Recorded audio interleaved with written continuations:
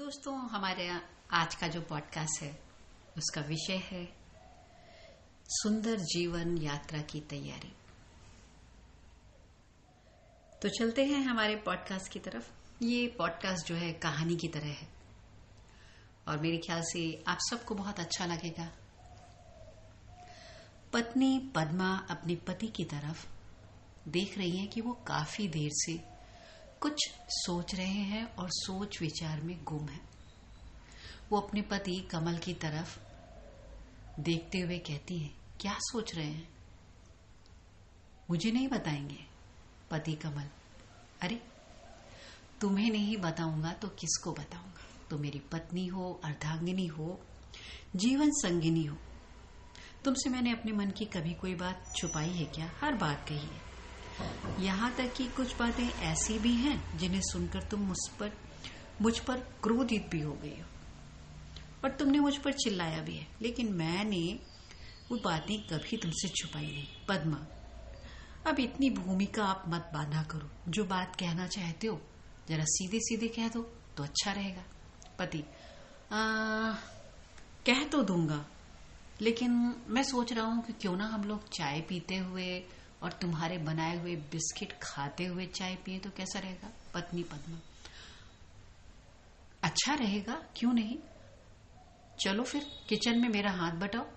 मैं अकेले किचन में जाके चाय बनाने वाली नहीं हूँ। पति कमल, हाँ हाँ क्यों नहीं, मैं चलता हूँ तुम्हारे साथ। दोनों पति पत्नी किचन में जाते हैं, चाय बनती है और चाय की 2 प्यालियां और साथ में कुछ बिस्किट लेकर लॉन में आकर बैठ जाते हैं। पद्मा, हाँ अब बताओ क्या कहना चाहते हो? पति कमल,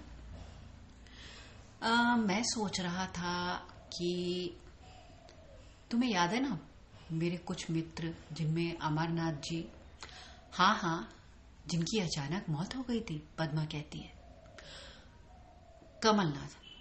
कमल जी, हाँ क्यों नहीं, मुझे अच्छे से याद है। तुम्हारे वो मित्र जो अचानक चल बसे और तुम कितने दुखी हुए थे, अभी भी मुझे अच्छी तरह से याद है। कमल, आहा, मेरा जो ये मित्र अमरनाथ जो चला गया और जब हम सारे मित्र मिलकर के बातचीत किया करते थे तो ये बहुत ही जिंदा दिल और हमेशा हर काम बड़ी प्लानिंग से करते। एक बार ये बता रहे थे कि कैसे मैं जब अपनी जीवन की यात्रा मेरी समाप्त होगी तो मैं क्या क्या करूंगा, मैं अपनी वसीयत ये बना जाऊंगा, बच्चों को ये दे जाऊंगा, ये कर जाऊंगा। बहुत सारी बातों की वो प्लानिंग कर रहे थे, लेकिन अचानक जब उनकी मृत्यु हो गई तो आज मुझे जो है उनकी कही गई सारी बातें याद आ रही और मैं सोचने लगा कि कहीं अचानक हम दोनों में से किसी को कुछ हो जाए तो क्या होगा? पद्मा, आप भी ना पता नहीं क्या क्या बातें सोचते रहते हैं। वैसे आपके मित्र अमरनाथ जो कुछ चाहते थे आप उसी बारे में विचार कर रहे हैं। कमल, हाँ मैं सोच रहा था कि हम दोनों में से अब एक साथ तो कोई जाएगा नहीं, वो तो बहुत प्यार करने वाले अचानक चले जाते हैं। अगर ऐसा हो तो बड़ी अच्छी बात है, लेकिन अगर हम में से कोई एक पहले चला गया तो दूसरे को क्या करना है क्या नहीं करना, बहुत परेशानी उठानी पड़ेगी। हमारे बच्चों को भी बहुत परेशानी उठानी पड़ेगी। हमारे बच्चे भी हमारे साथ नहीं रहते, विदेश में रहते हैं। हालांकि हम दोनों ने ही अपने दोनों बेटों और बहुओं को विदेश भेजा है, वहां पर वो बहुत खुशहाल जीवन जी रहे और हम लोग भी बहुत खुश हैं, उनसे मिल करके आ चुके हैं। पद्मा, अरे मुद्दे की बात करिए, आप इतना घुमाते फिराते हैं ना कि बात समझ में नहीं आती कि आप कहना क्या चाह रहे हैं। कमल, अरे मैं मुद्दे पे आ रहा हूँ, बता भी रहा हूँ, तुम सुनो तो सही। तो मैं चाह रहा था कि हमारे जीवन में इतने सारे लोगों ने हमें मदद की और आज हम जो कुछ भी अपने जीवन में हासिल कर पाए, तो हमारे माता पिता, हमारे पूर्वज लोग और वो बहुत सारे लोग जिनकी वजह से हम कुछ बने। अक्सर व्यक्ति अपनी जिंदगी में जो कुछ भी बनता है सारा क्रेडिट खुद ले लेता है और किसी को भी नहीं देता। तो मैं चाहता हूं कि हम अपने लोगों के लिए कुछ आभार प्रकट कर जाएं, उन्हें अच्छे संदेश दे जाएं। तो मैं कुछ संदेश बताऊंगा, वो तुम नोट डाउन कर लेना। और याद है ना, अंतिम समय जब संस्कार वगैरह हो जाते हैं तो कैसे किए जाएं, क्या खर्चा हो, उस सब के बारे में भी पैसे ऐसे सब हम लोग देखे जाएं। शोक संदेश में क्या लिखना है, हमारी कौन सी तस्वीर होगी, ये सब भी हम प्लान कर जाएं तो कैसा रहेगा। पद्मा, बात तो आपकी बहुत सही है। अक्सर जब किसी के यहाँ कोई दुखद समाचार आता है तो हम लोग जाते हैं और वहां से आने के बाद मन बड़ा परेशान रहता है, लेकिन कुछ दिनों बाद सब कुछ भूल जाते हैं। आज आपने जो ये बात उठाई है, जो आप इस पर सोच रहे हैं, हाँ, ये जरूर करना चाहिए। पति कमल, देखा, तुम मेरी बात से सहमत हो गई ना। मैं बात ही ऐसी करता हूं। अच्छा देखो, मैं नोट बोलता जाऊंगा, तुम वो नोट करती जाना। पद्मा, हाँ हाँ ठीक है, अब डिजिटल जमाना है तो मोबाइल का नोट पैड मौजूद है ना, मैं लिखती जाती हूँ। आप बताइए, आप क्या चाहते हैं। तो सबसे पहले तो मैं अपने सारे लोगों को धन्यवाद, आभार कहना चाहूंगा, जिन्होंने मेरे जीवन में छोटी से छोटी भी मदद की हो, चाहे वो मेरे रिश्तेदार हों, अपने लोग हों, परिवार के लोग हों, माता पिता, अब वो तो नहीं है, उन सब का धन्यवाद, और अपने बच्चों का धन्यवाद, और तुम्हारा भी धन्यवाद अगर मैं पहले चला गया। हाँ हाँ, भगवान ना करे आप पहले जाएं। अरे भाई लिखो, डिस्टर्ब मत करो। कमल ऐसे चुप करा देते हैं पद्मा को। तो सबको धन्यवाद कहूंगा, और मैं चाहता हूं कि तुम रोना नहीं मेरे जाने के बाद। पद्मा, कैसी बात करते हैं, आप जाओगे अंतिम यात्रा पे, हमेशा के लिए चले जाओगे, तो क्या मैं रोऊंगी नहीं? आपके जाने से मैं उदास नहीं होंगी? कमल, देखो, तुम्हें रोना नहीं है। तुमको याद है जब तुम विदा हो रही थी और अपने माता पिता के गले लगकर रो रही थी, तो मुझे भी रोना आ रहा था।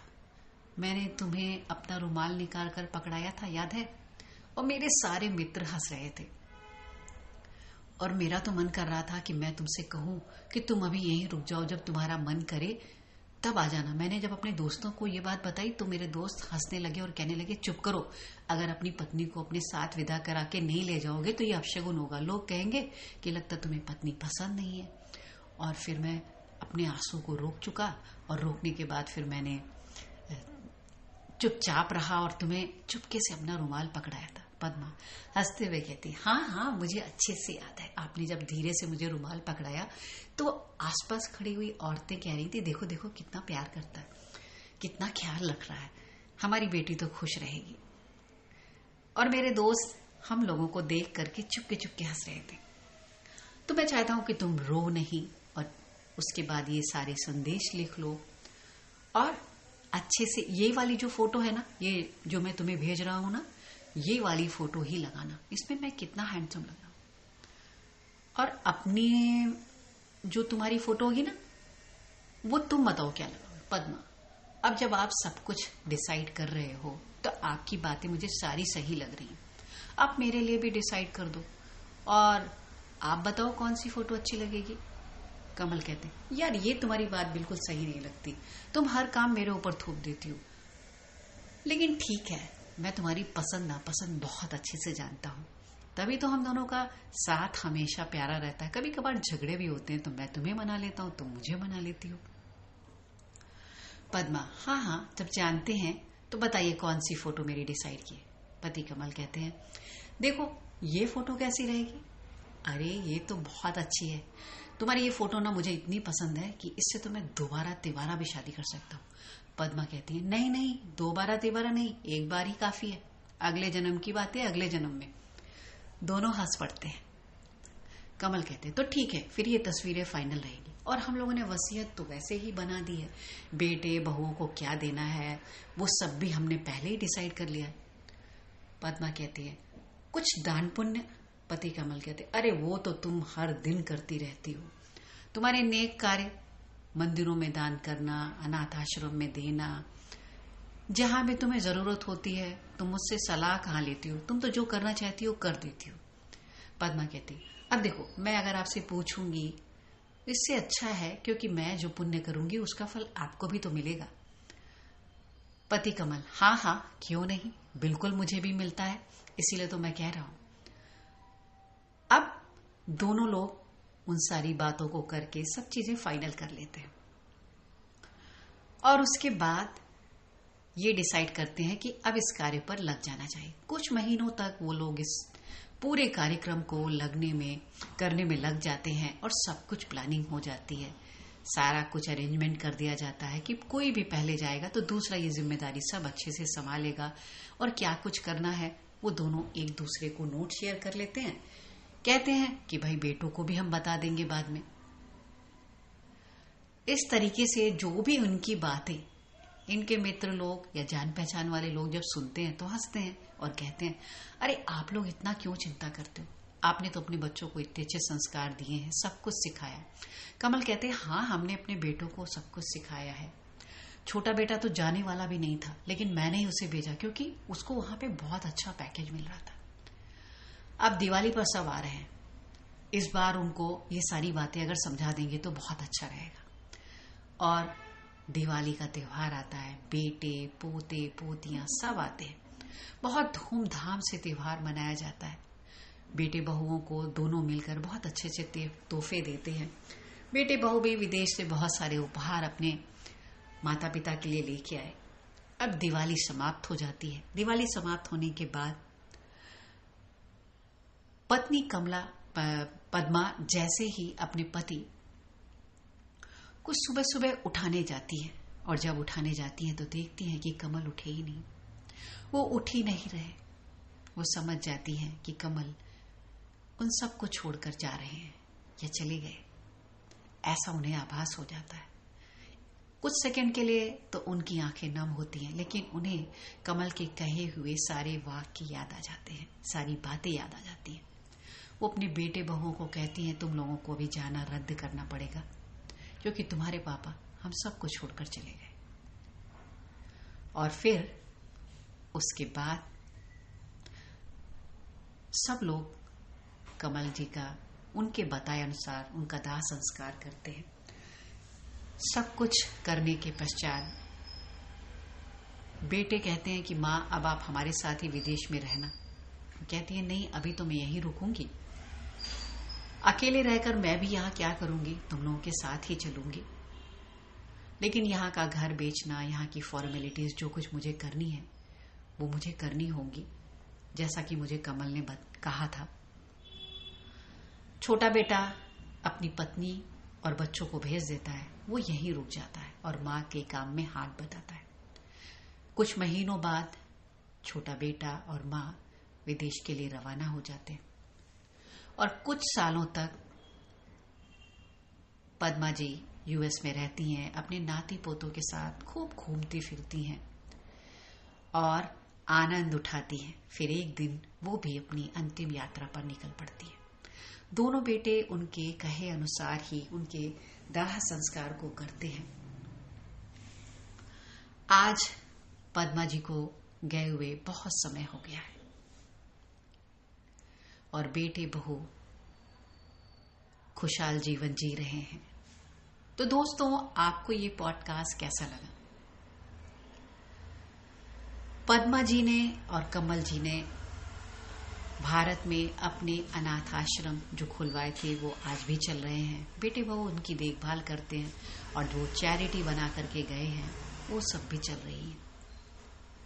कुछ लोग जब जीवित रहते हैं तो भी अपनी जिंदगी की बेहतरीन प्लानिंग करते हैं और कुछ लोग जब चले भी जाते हैं तो भी अपनी अंतिम यात्रा की सारी प्लानिंग करके जाते हैं। तो आपको ये पॉडकास्ट कैसा लगा?